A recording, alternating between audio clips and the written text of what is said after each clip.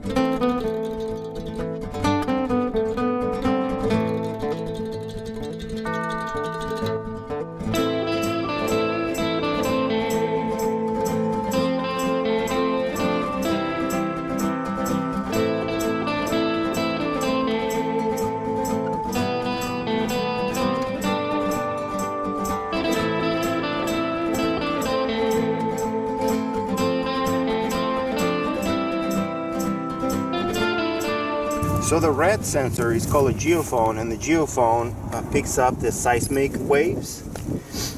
The seismic waves, the signal of the seismic waves gets digitized by these remote unit, or also called digitizer. Once the signal is digitized, it is sent through this cable to the data collector, so it can be visualized by the entire software. Geophones are connected to the remote units, and the remote units are actual digitizers of the seismic signal. The seismic signal goes through the cable and it reaches the data collector, where it is later seen by the software. The orange spot is where the plate has to be placed, so the impact is done at every single mark.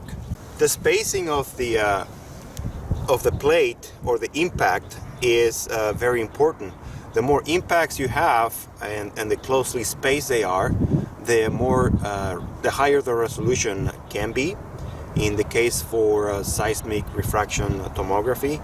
So the spacing can vary from 1 meter to 3 meters, 5 meters, 6 meters, or 10 meters, depending on the desired resolution.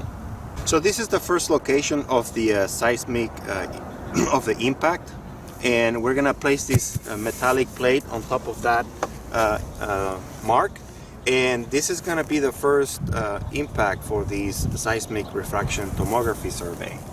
And we're gonna do a number of impacts, and we're gonna work our way towards the seismograph. So it's gonna be about 5 impacts that we're gonna do.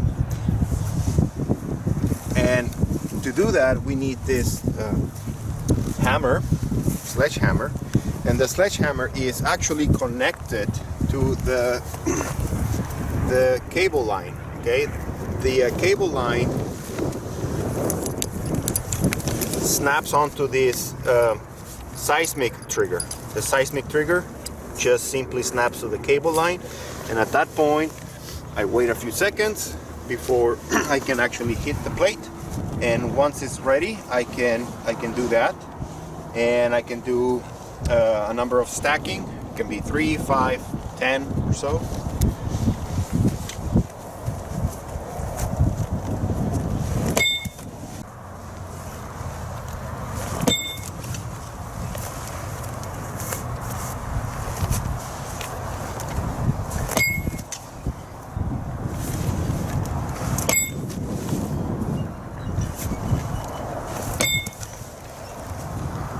So these 5 impacts actually become the seismic source. These seismic waves or seismic energy is picked up by all the sensors, and eventually we can see the seismic record in the computer. So we're done hammering the 5 different locations, and what's next is to produce a 2D image of the seismic velocity structure for these seismic profile.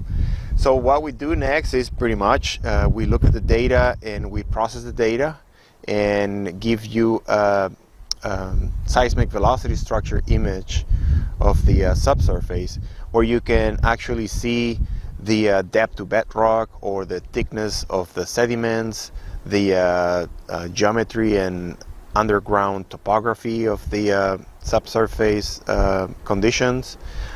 In some cases, you might be able to see faulting if present. You might be able to see weather zones.